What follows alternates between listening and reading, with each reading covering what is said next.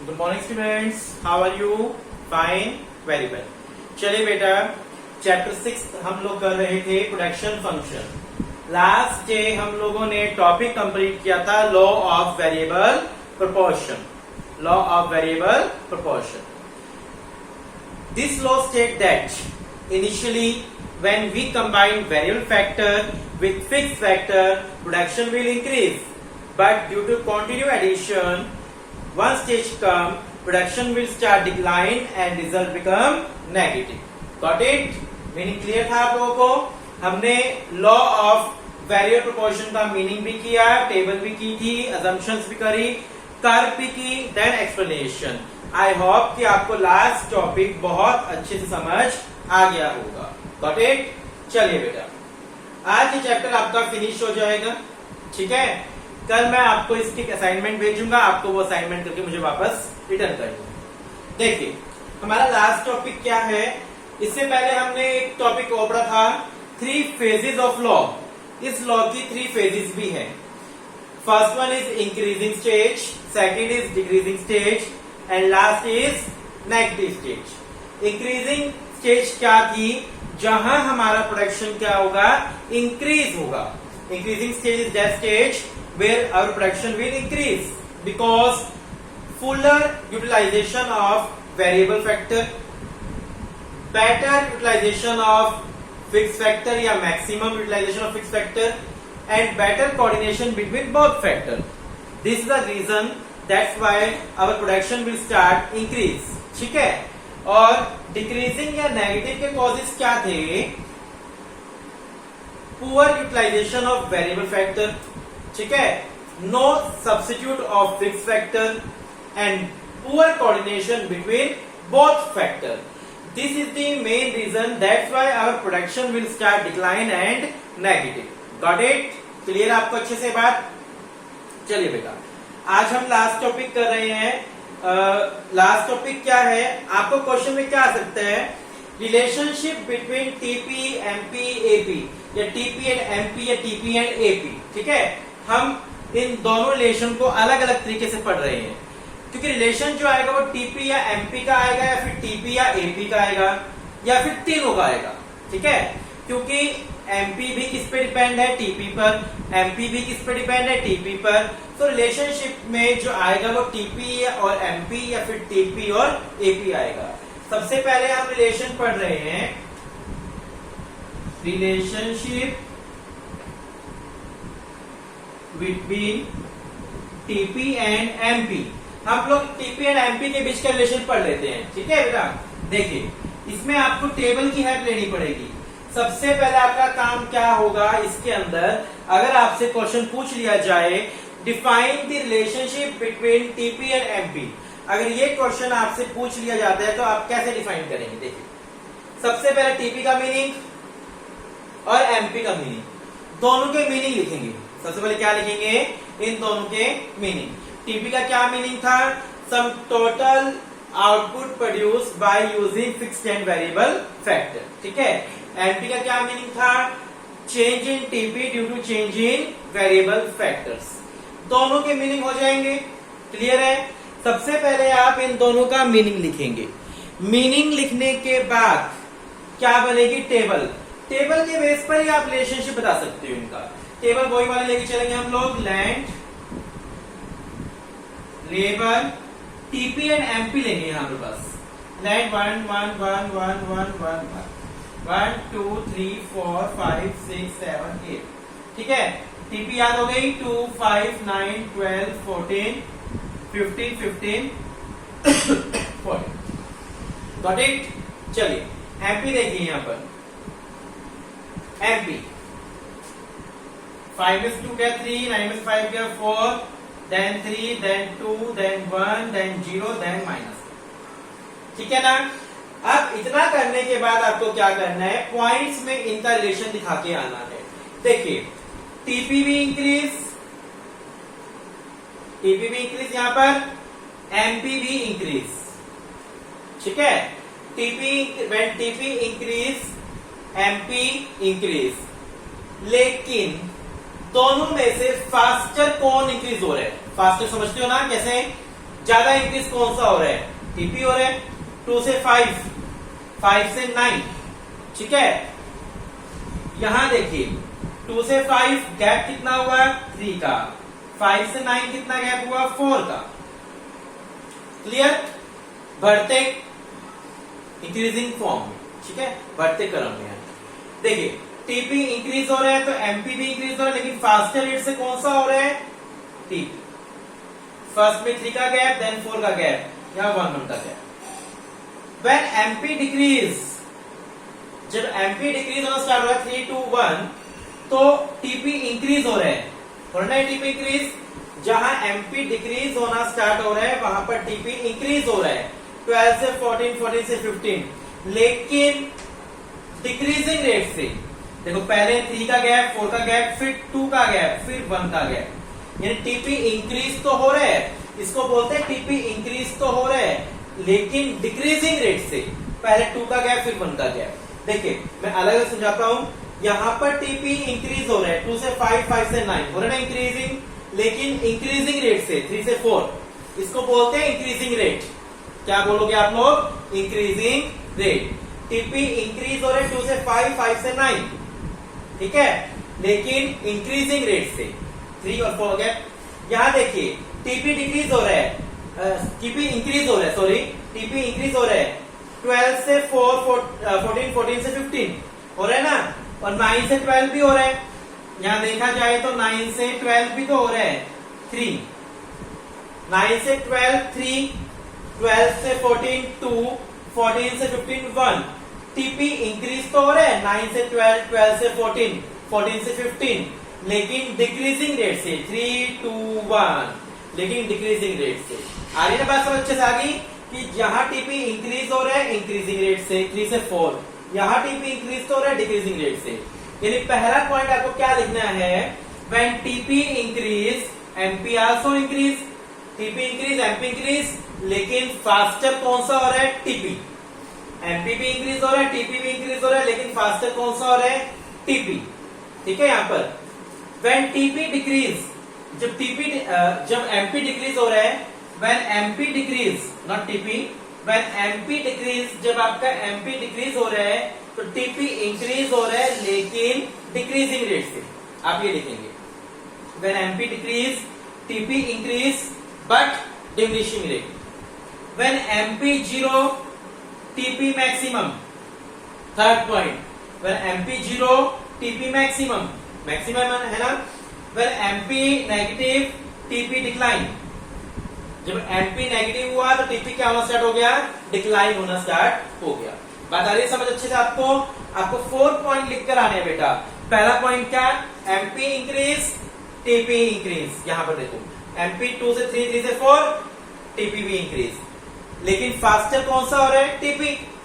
पहला पॉइंट ये। Second point, TP MP decrease, जब एमपी क्या हो रहा है? Decrease, MP decrease TP increase, लेकिन डिमिनिशिंग रेट से, but diminishing rate. When MP 0 TP maximum 15, 15, when MP negative TP decline. ठीक है, ये 4 पॉइंट्स आपको अच्छे से लिखकर आनी है। ये हो गया आपका relationship between TP and MP. ये रिलेशनशिप हो गया टीपी एंड एमपी। आप इसमें कर्व भी बना सकते हो। हमने जो कर्व बनाई थी, या आपकी टीपी कर्व या आपकी एमपी कर्व। दिखाना क्या है? वही सेम चीज कि जहां ये मैक्सिमम है वहां पर आपका एमपी क्या है? 0। हमें शो आउट वही करना है जहां टीपी मैक्सिमम है, एमपी 0 है। ठीक है, क्लियर है? अगर आपको रिलेशनशिप पूछ लिया जाए टीपी एंड एमपी के बीच में, तो सबसे पहले आप टीपी एंड एमपी का मीनिंग करके आएंगे बेटा। मीनिंग करने के बाद क्या करने के बाद? मीनिंग करने के बाद आप टेबल बनाएंगे। टेबल के बाद आप 4 पॉइंट्स लिखेंगे, देन कर्व बना देंगे। कर्व वगैरह का काम आप तब करेंगे जब वो किसके अकॉर्डिंग है? 6 मार्क्स के अकॉर्डिंग है। अदरवाइज आपको कर्व वगैरह बनाने की जरूरत नहीं है। चलिए अब हम पढ़ते हैं relationship between TP and AP. तीनों का रिलेशन आ गया फिर तो आप कर ही लोगे, तो लॉ ऑफ वेरिएबल प्रोपोर्शन वाला ही टॉपिक है। ठीक है, land labour TP and AP. 1 1 1 1 1 1 1 1 1 2 3 4 5 6 7 8 2 5 9 12 14 15 15 14। AP देखिए, एपी कैसे निकालते हैं? टीपी को लेबर से डिवाइड, 2 डिवाइड बाय 1 2, 2.5 3 3 2.8 2.6 2.1 1.6। ठीक है, अब हम रिलेशन करते हैं। देखो रिलेशन क्या करते हैं, 2 से 2.5 2.5 से 3, यानी ये इंक्रीज हो रहा है, ये क्या हो रहा है? इंक्रीज, ये भी इंक्रीज। ऐसे रिलेशन करना होता है, टुकड़ों में डिवाइड करते हैं। ठीक है, when AP increase TP also increase. जब एपी इंक्रीज हो रहा है तो टीपी भी इंक्रीज हो रहा है, लेकिन फास्टर रेट से इंक्रीज कौन हो रहा है? टीपी। फास्टर कौन हो रहा है? टीपी, क्योंकि यहां पर 0.5 यहां पर गैप चल। ठीक है, when AP increase TP also increase. जब एपी इंक्रीज हो रहा है तो टीपी भी इंक्रीज हो रहा है, लेकिन दोनों में से फास्टर इंक्रीज कौन सा हो रहा है? टीपी। पहला पॉइंट। देन देखिए डिक्लाइन, 3 से 2.8 2.6 2.1 1.6 डिक्लाइन। ठीक है, क्लियर है? यहां पर यहां तक लेके चलेंगे, कांस्टेंट तक 3 point. When AP start decline, AP decline हो रहा है तो TP इंक्रीज हो रहा है। सेकंड पॉइंट के ना, सेकंड स्टेज पर AP आपका डिक्लाइन होना स्टार्ट हो गया, 3 से 2.8 2.8 से 2.6 आपका AP डिक्लाइन होना स्टार्ट हो गया, लेकिन आपका TP तब भी इंक्रीज हो रहा है। At this point TP is also increase. ठीक है, AP आपका डिक्लाइन होना स्टार्ट हो गया, लेकिन TP तब भी इंक्रीज हो रहा है। 12 से 14 14 से 15। Got it? समझ के बाद 3 से 2.8 2.8 से 2.6, लेकिन तब भी ये इंक्रीज हो रहा है। ठीक है,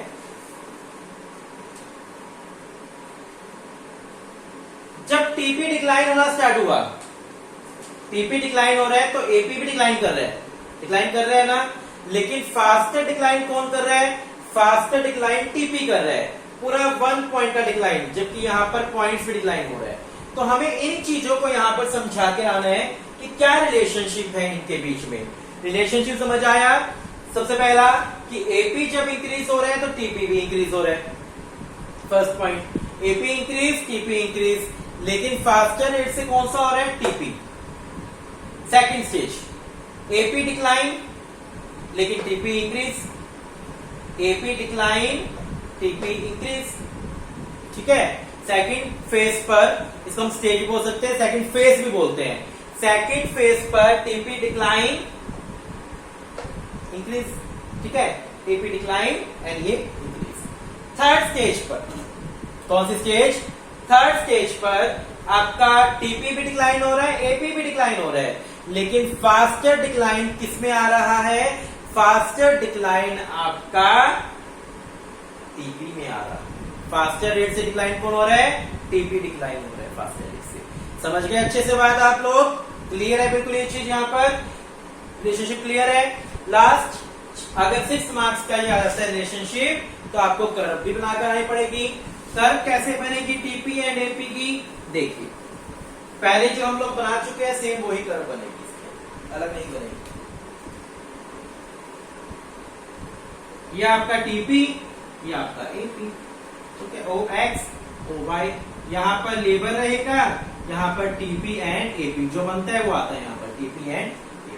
ठीक है, गॉट इट? ये आपका टीपी बन गया, ये आपका एपी बन गया। समझ पा रहे हो बात को मैं क्या बोल रहा हूं? ये रिलेशनशिप दिखा गया ना। दोनों टॉपिक क्लियर हो गया आज वाले? Relationship between TP and MP, relationship between TP and AP. ठीक है, चलिए इस चैप्टर में से आपका थ्योरेटिकल क्वेश्चन ही आता है, न्यूमेरिकल पेपर में आने के चांस थोड़े कम होते हैं, फिर भी हम लोग 1-2 न्यूमेरिकल्स कर लेते हैं ताकि हमें चैप्टर में क्लियरिटी हो जाए थोड़ी सी।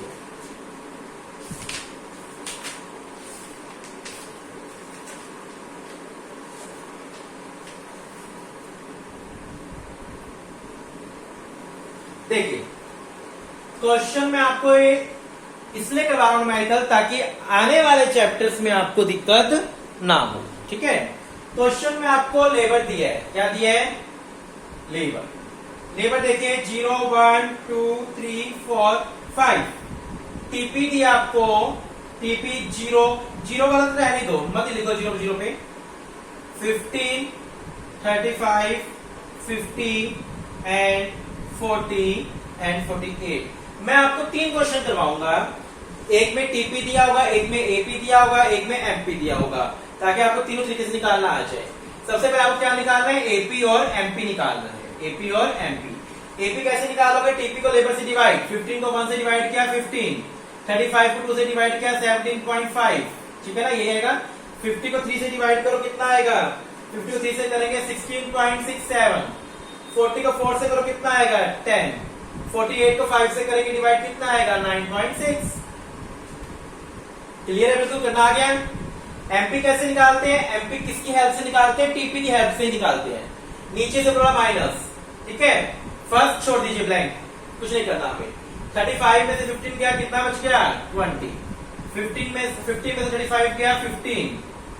40 में से 50 गया -10 एंड 48 में से 40 गया 8। या आपका एमपी आ गया। समझ गए आप अच्छे से?